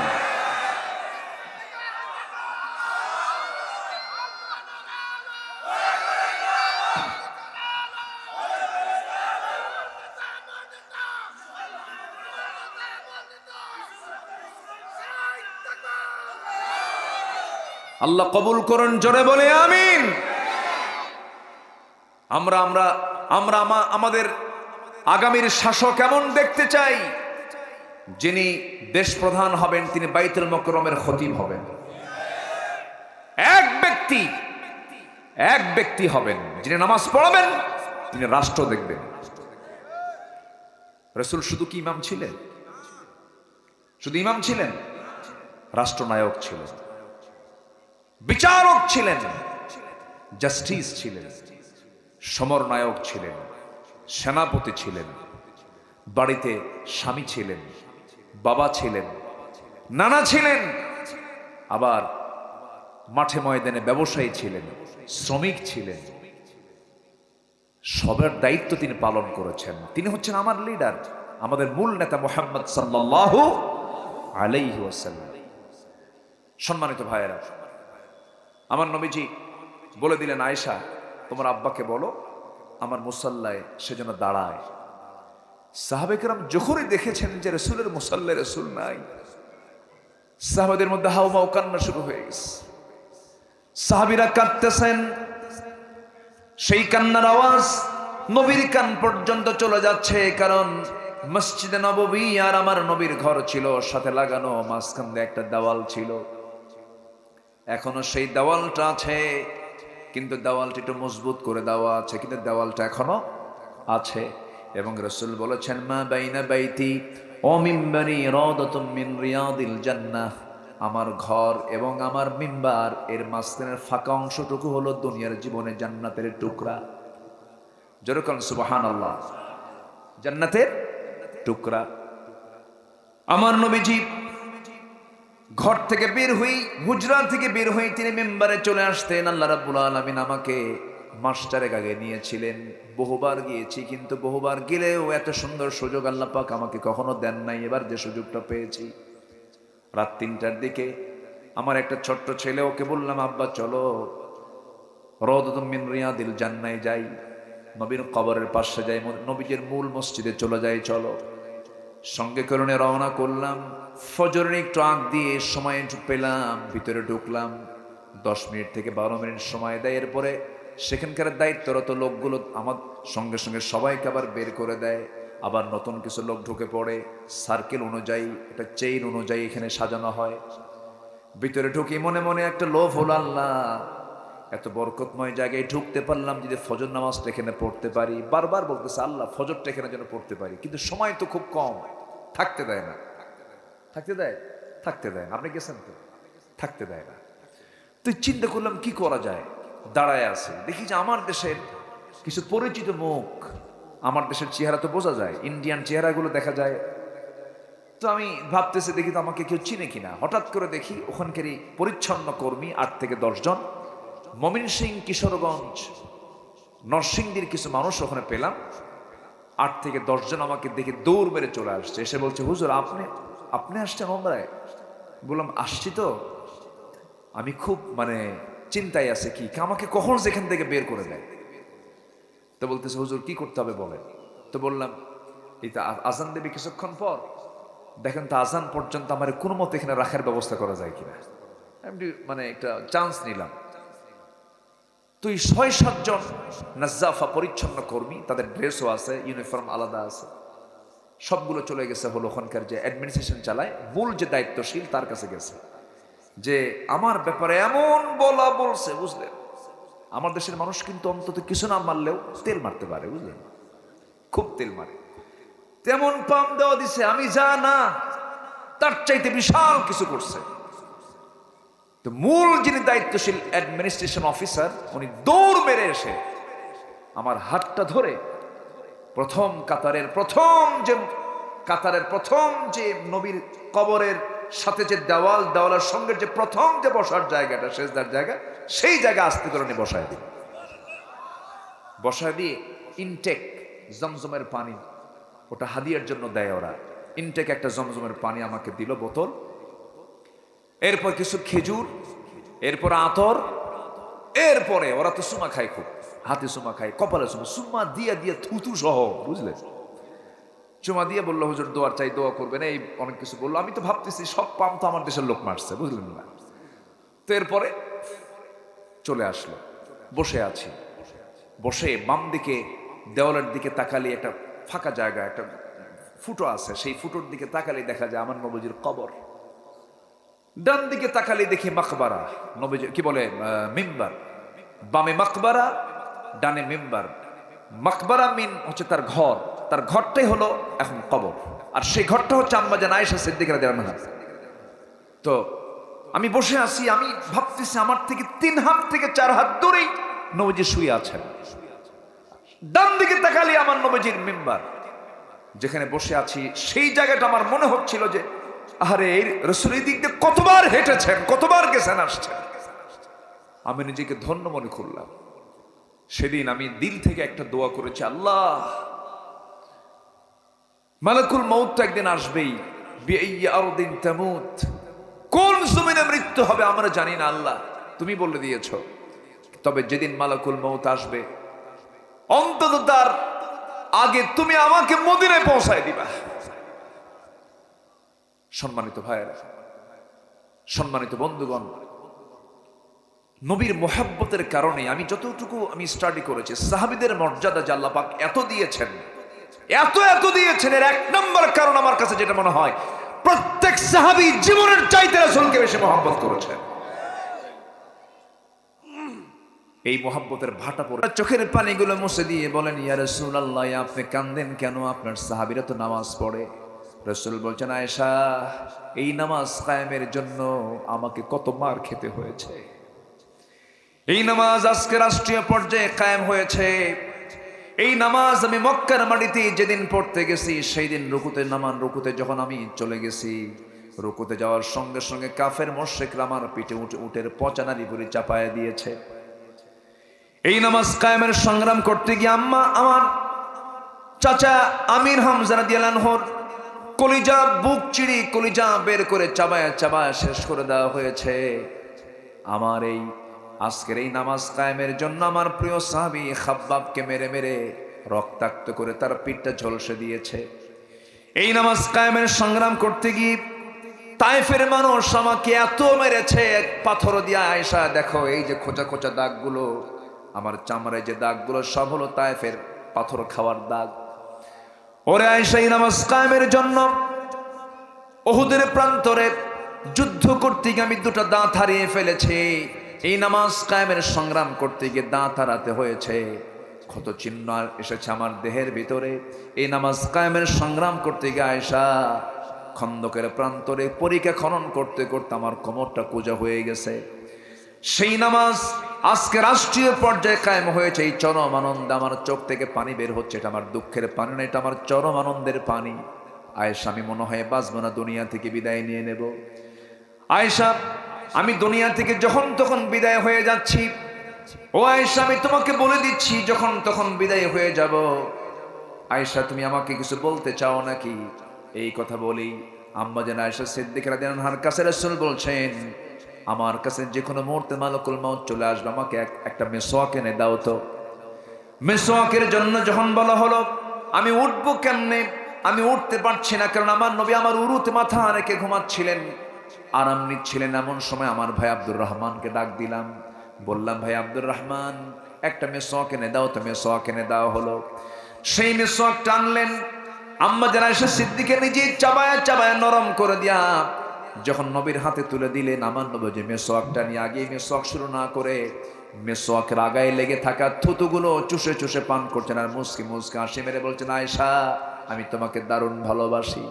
আম্মা জান আয়েশা সিদ্দিকা বলেন, আমি নিজেকে ধন্য মনে করি রাসূল তার জীবনের শেষ খাবার খেয়েছেন, আমি আয়েশা আমার মুখের লালা। জোরে বলেন সুবহানাল্লাহ।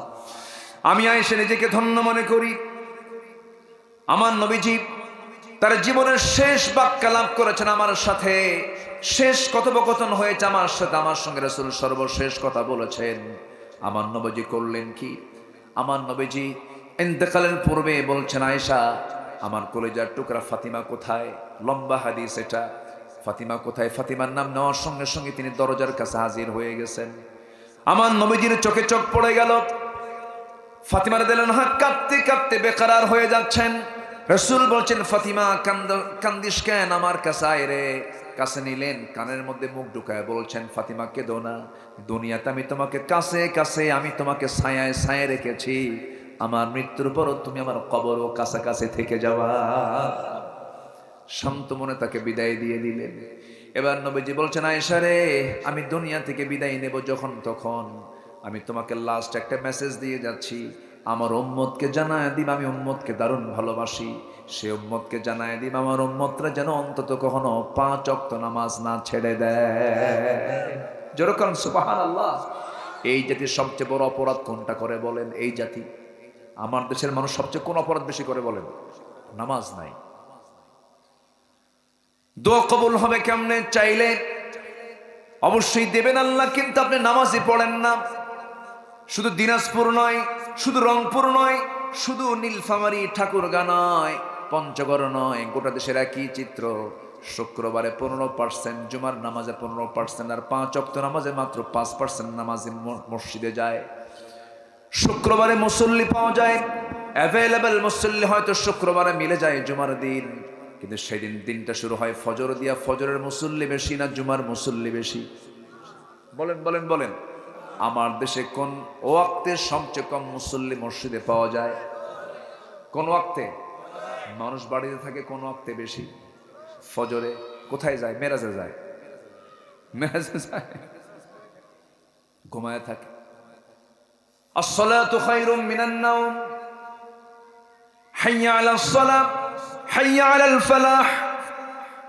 যখন দাঁড়ায় যায় নামাজ, কদ কামাতিস সালাহ, কদ কামাতিস সালাহ, কত গুরুত্ব দিয়ে আল্লাহ পাক বান্দাকে ডাকতেছেন, বান্দা তাও আসে না। আমার বন্ধুগণ, কিন্তু কিছু মসজিদে দেখা যায় মাত্র মোটে 5 জন মুসল্লি, কিন্তু সব 5টা মুসল্লি বুড়া। 5টা মুসল্লি কি? বুড়া। বুড়া চাচাকে যখন বলা হয়, চাচা আপনি বুড়া মানুষ, আপনি মাযুর মানুষ, আপনি মসজিদে আসছেন কেন? আপনি না আসলেও তো হতো। ওকে বাবা আমিও আসতাম না, বুড়ি নাই। কি নাই? বুড়ি নাই। বুড়ি থাকলে আমিও আসতাম না। নামাজের প্রতি কত অবহেলা!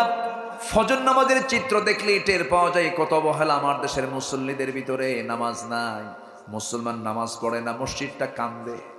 মসজিদ পাকা, মসজিদে এসি লাগানো, মসজিদে ফ্যান লাগানো, কিন্তু মুসল্লি নাই ফজরের।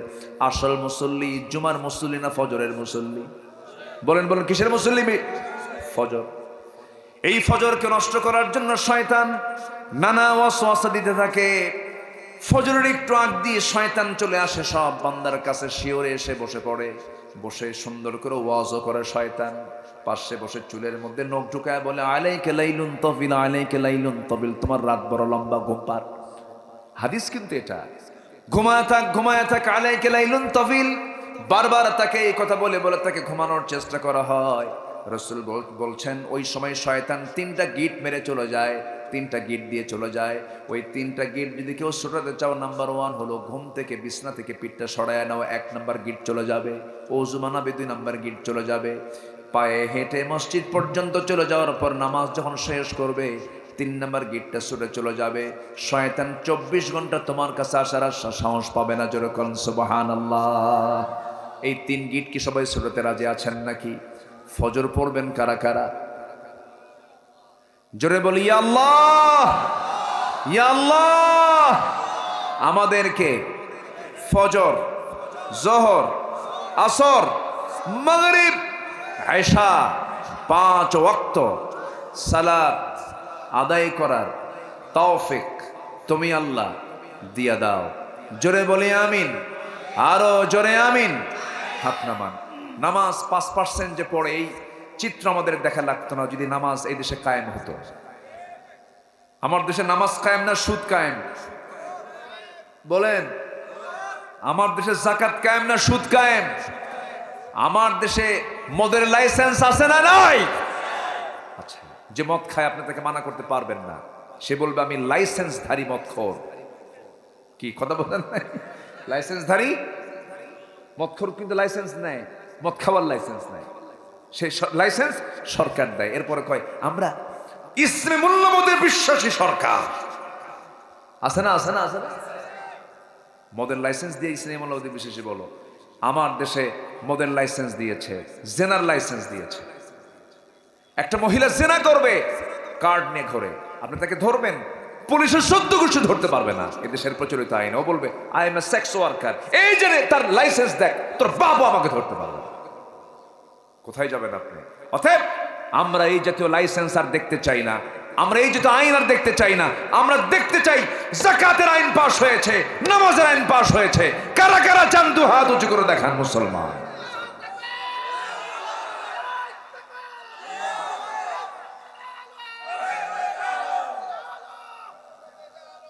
আল্লাহ কবুল করুন, জোরে বলে আমিন। হাত নামান। আব্বা এখান থেকে সাউন্ড দিচ্ছে কোন একটা শিশু না? হ্যাঁ মাশাআল্লাহ, আলহামদুলিল্লাহ। মা বোন কেমন আসছে মাহফিলে? জায়গা নাই? মাশাআল্লাহ। পুরুষ এক জায়গায়, মহিলা 2 জায়গায়। আমার দেশে পুরুষ বেশি না মহিলা বেশি? সংখ্যা কার বেশি বলেন? গোটা দুনিয়াতে বেশি কারা? মহিলা। রাসূল বলেছেন আখির জামানায় মহিলা বাড়বে। মহিলা কি হবে? বাড়বে। মহিলা বাড়ার কারণ আছে। মেয়েদের ঝুঁকি কম, পুরুষের ঝুঁকি বেশি, পরিশ্রম বেশি, বাইরে চলাচল বেশি, তাদের মানে নড়াচড়া বেশি, বিভিন্ন কারণ থাকে। এরপরে জন্মের হারও কি পুরুষ বেশি না মহিলা বেশি? মহিলা বেশি, গড়ে ফেরে যে। রাসূলও ছেলের বাপ না মেয়ের বাপ? আজ থেকে ছেলের বাপ না মেয়ের বাপ? মেয়ের বাপ। তাহলে মেয়ে কম হওয়া ভালো না বেশি হওয়া ভালো? যদি বোরকা না পড়ে বলেন, হাই রে বোরকা পড়ে না, ঢাকে না, আবার বোরকা পড়ে সারা রাত ধরে মোবাইল টেপে পরপুরুষকে দেখে। যে মহিলা বোরকা পড়ে স্মার্টফোন ব্যবহার করে অন্য পুরুষকে দেখে, এর এক্সাম্পলটা হচ্ছে মাথায় টুপি আছে কিন্তু লুঙ্গি নাই। টুপি আছে কিন্তু কি নাই? লুঙ্গি নাই। আপনি কি জানেন এই স্মার্টফোন আপনাকে কোথায় নিয়ে যাচ্ছে? খুব সাবধান, বি কেয়ারফুল। যুবকরা শোনো, একটু বলি, লাইন একটা খোঁজে। কার লাইন? আসতে বলবেন না, কার line? WhatsApp, imo, Line, Viber, Instagram, কি বলে টুইটার, ইনস্টাগ্রাম, কুড়িগ্রাম, এগুলো বাদ দাও, এগুলো ধরা যাবে না। ধরতে হবে কাকে? আসতে বলবেন না, কাকে? আল্লাহকে ধরতে হবে। নামাজে কানেকশন হবে কার সাথে? আল্লাহর সাথে। আমার ভাইয়েরা, মা বোনরা, একটা কথা হয়তো ওনারা এখন অপেক্ষায় আছেন, কথা তো আমি শেষ করতে পারি নাই। আম্মা জান আয়েশা সিদ্দিকা স্বামীর ঘরে না, বাপের ঘরে। কার বাড়িতে? কার বাড়িতে? বাবার বাড়িতে। 40টা দিন পার হয়ে গেল। আম্মা জান আয়েশা সিদ্দিকা শুকাতে শুকাতে কাঠখড়ি হয়ে গেছেন, কেউ নাই তার পাশে। বাপরাও ভালো করে কথা বলে না, মাটাও ভালো করে কথা বলে না। আমার নবীর কাছে ওহী নাযিল হয়ে গেল, ইন্নাল্লাযীনা জাউ বিল ইফকি উসবাতুম মিনকুম। হে রাসূল, আম্মা জান আয়েশার ব্যাপারে যেই চক্রান্ত চতুর্দিকে আপনি শুনতে পেয়েছেন, এগুলো সম্পূর্ণ মিথ্যা, ভিত্তিহীন। আয়েশা পূত পবিত্রা নারী। আমার নবীর আনন্দ দেখে কে দৌড় মেরে চলে আসছেন শ্বশুর বাড়ি। শ্বশুর বাড়ি এসে বলছেন, আয়েশা কোথায়? হুমায়রা কোথায়? ও লাল টুকটুকে আমার স্ত্রী, তুমি কোথায়?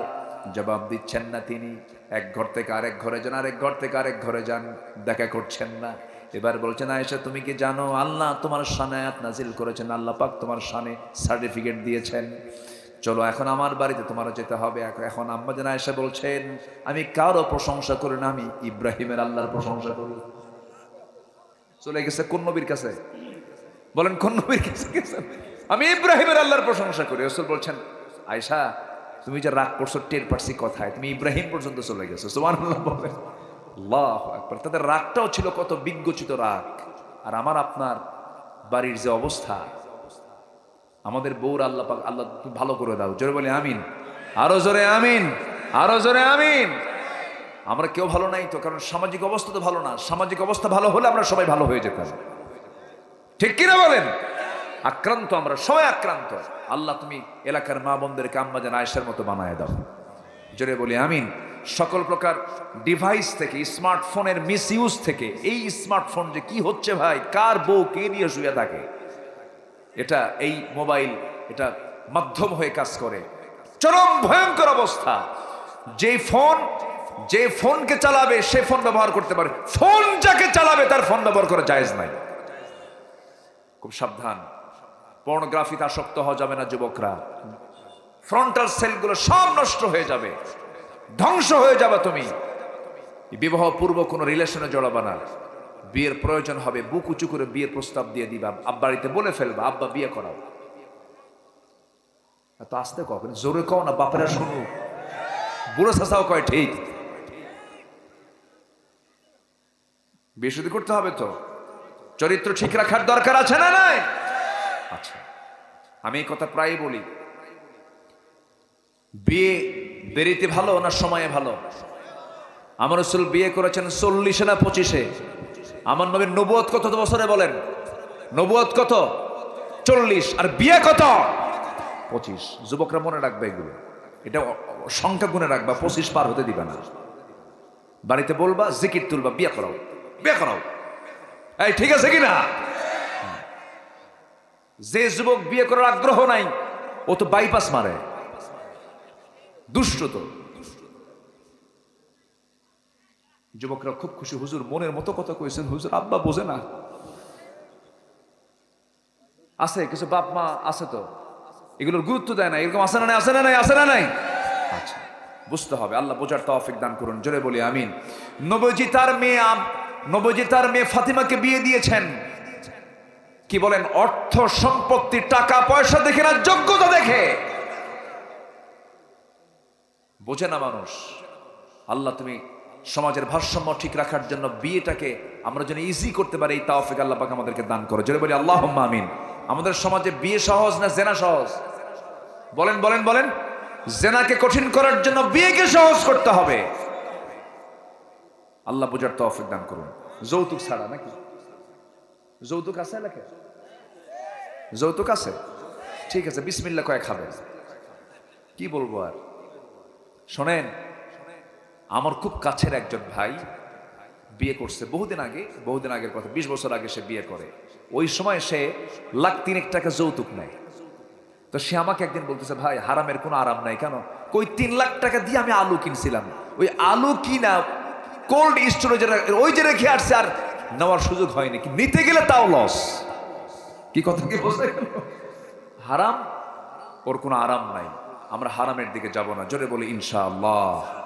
ইবাদত কবুলের শর্ত হলো 10টা। নাম্বার 1 কেবল বললাম, মুনাফিকি বাদ দেব আমরা। তাহলে ইবাদত কবুল করবেন কে? আল্লাহ। নাম্বার 2 হলো, নামাজে অলসতা যারা করবে তাদের দোয়া কবুল হবে না। জোহর আছে, আসর নাই, আসর আছে, মাগরিব নাই, আবার নামাজ ছেড়ে দেয়, নামাজটা পড়ে না, আল্লাহ পাক তার দোয়া কবুল করবেন না। নাম্বার 3 হলো, আল্লাহ এবং রাসূলের যারা চরমবদ্ধতা করবে, সীমা লঙ্ঘন করবে, তাদের কোনো দোয়া কবুল হবে না।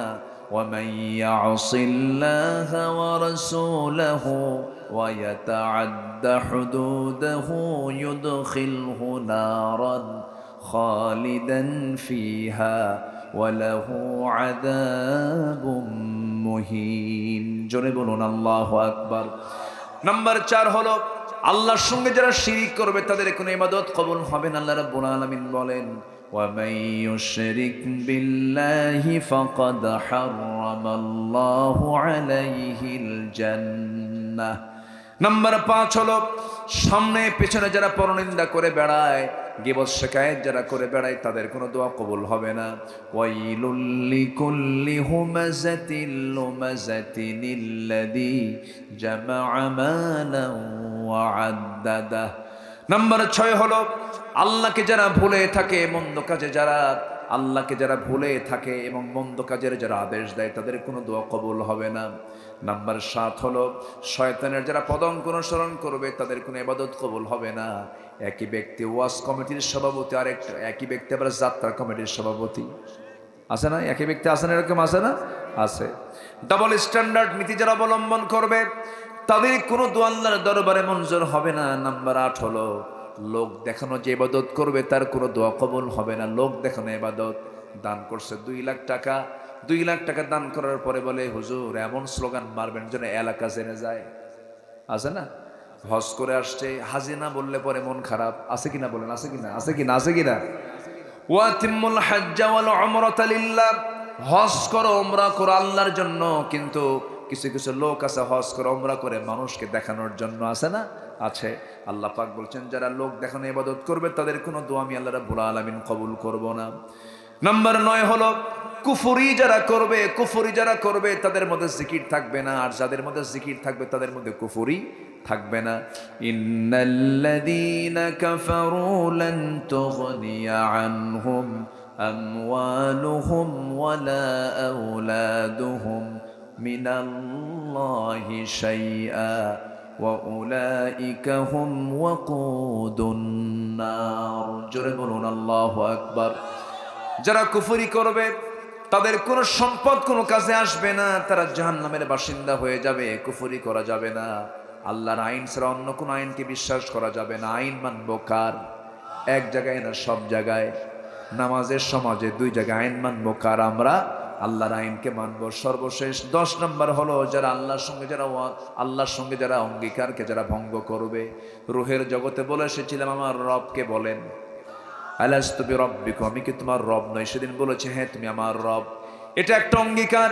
এই অঙ্গীকারকে যারা ভঙ্গ করবে আল্লাহ রাব্বুল আলামিন তাদের কোনো দোয়া কবুল করবেন না, ইবাদত কবুল করবেন না। আসুন এই 10টা শর্ত পূরণ করে আমরা আল্লাহর কবুলওয়ালা বান্দা হয়ে যায়। আল্লাহ কবুল করুন, জোরে বলি আমিন। বসুন। ও ব্যাগ ঢুকেছে না? আমাকে তো বলেন নাই। দিচ্ছে না? মাশাআল্লাহ। জি, কিছু ব্যাগ চলে গেছে। আজকে শেষ রজনী, একটু মেহেরবানি করে যে যা পারি আমরা দেওয়ার চেষ্টা করবো। আমাকে বলার সাহস পাই না, হয়তো বলেনি যে হুজুর ওয়াজের মধ্যে কেমনে বলি। জি, একটু মেহেরবানি করে যে যতটুকু পারি আমরা সবাই দেওয়ার চেষ্টা করবো। জিকির করি লা ইলাহা, আরো জোরে লা ইলাহা, আরো জোরে সুবহানাল্লাহ ওয়ালহামদুলিল্লাহ লা ইলাহা, আরো জোরে লা ইলাহা, লা ইলাহা ইল্লাল্লাহু মুহাম্মাদুর রাসূলুল্লাহ সাল্লাল্লাহু আলাইহি ওয়াসাল্লাম। সম্মানিত ভাইয়েরা,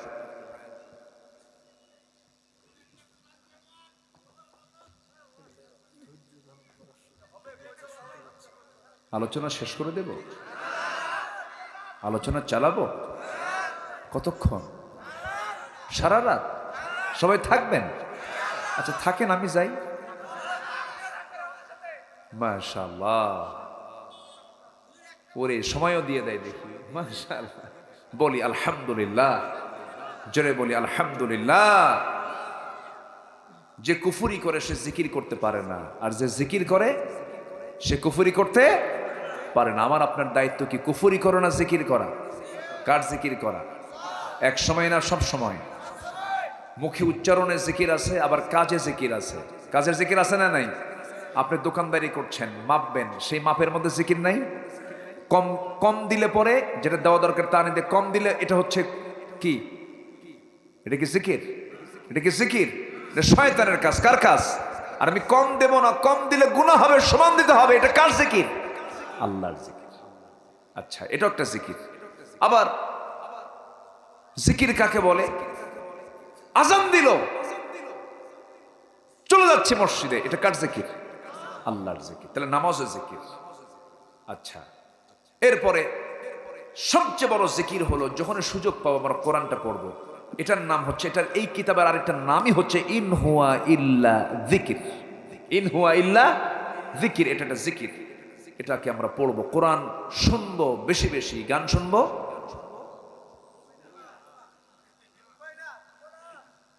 গান শুনবে কি কয়? গান শোনা যাবে? গানের ধারে পাশে যাওয়া যাবে? গানের কাছে যাব না আমরা। 16 বছর সংসদেও গান হয়েছে, মমতাজ কি সুন্দর করে গান টান গাইছে।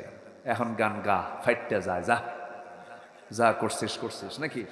হ্যাঁ, বদমাইশ গুলো। পার্লামেন্টে তেলাওয়াত করার লোক নাই, তো হাফিজ কারি সাহেব যায় প্রত্যেকদিন, অধিবেশন শুরু হলে তখন তেলাওয়াত করে।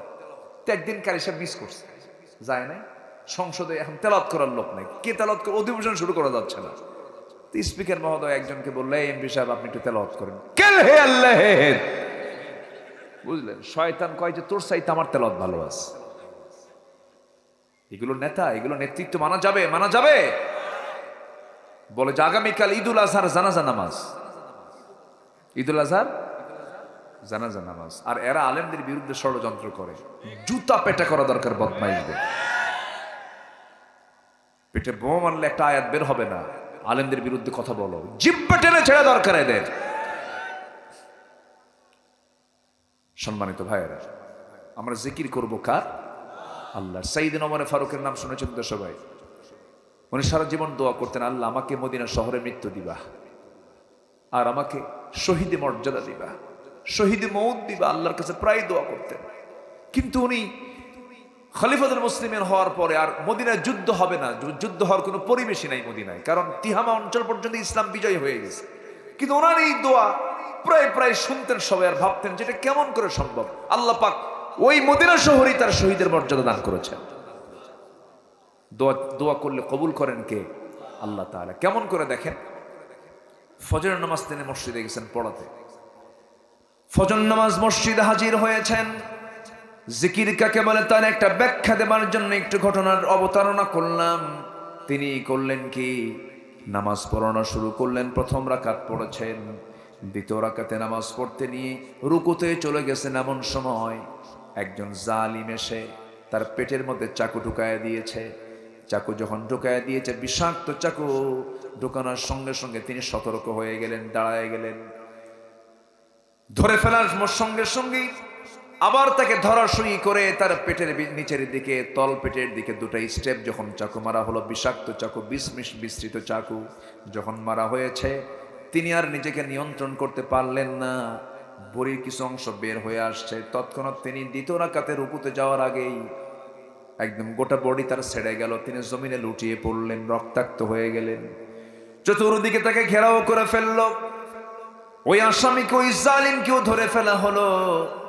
অনেকক্ষণ পর সেন্স যখন ফিরে এসেছে, খলিফা ওমর ফারুক রাদিয়াল্লাহু আনহু যখন সেন্সটা ফিরে আসলো, ফিরে আসার সঙ্গে সঙ্গেই সাইয়েদনা ওমর ফারুক রাদিয়াল্লাহু আনহু তার ছেলের দিকে নজর দিয়ে দেখেন তার চোখে পানি। বলছেন, আমার কলিজার টুকরা আব্দুল্লাহ, চোখে পানি কেন? হাসি মুখে বিদায় দাও, আমি তো শহীদের মর্যাদা পেয়ে যাচ্ছি।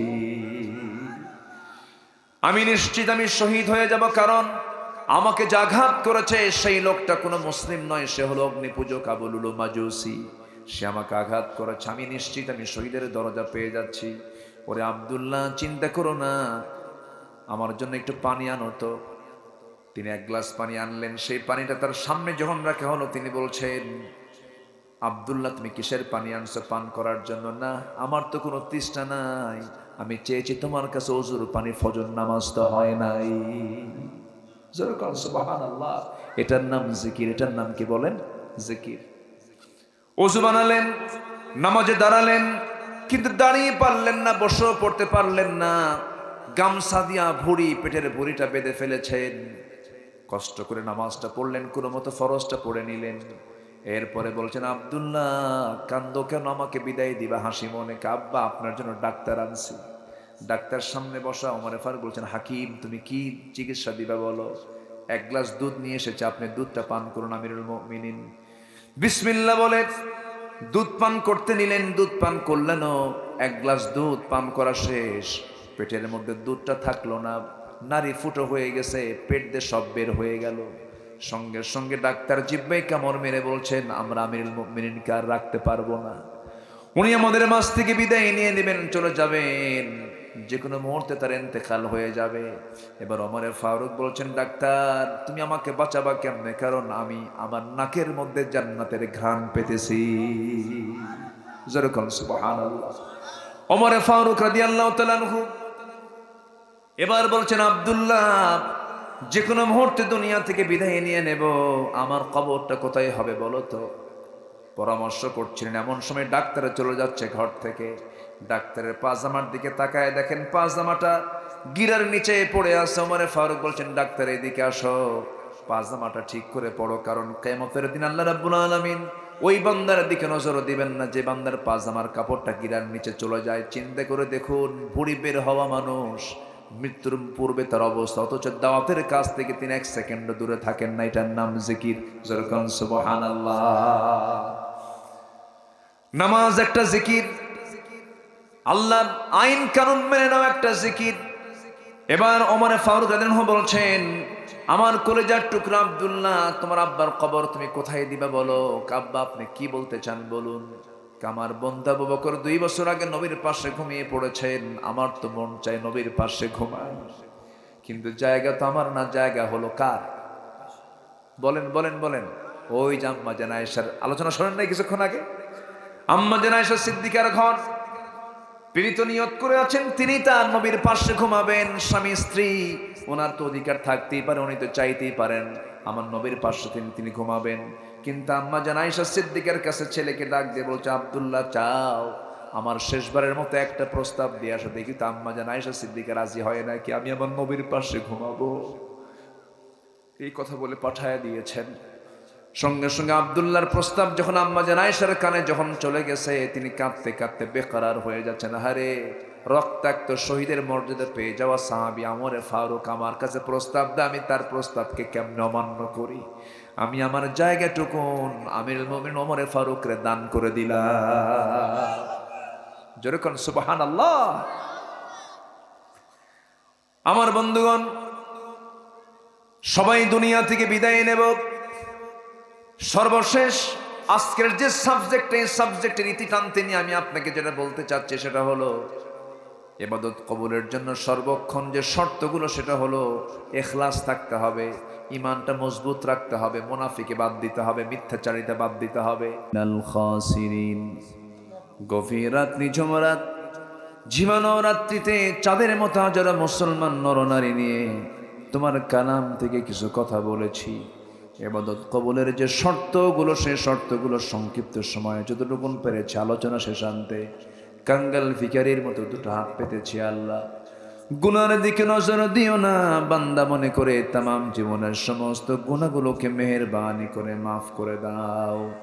জনম দুঃখিনী মা যারা বিদায় নিয়েছেন, জিন্দেগীর গুনাহগুলো মাফ করো, কবরগুলোকে জান্নাতের টুকরা বানায় দাও।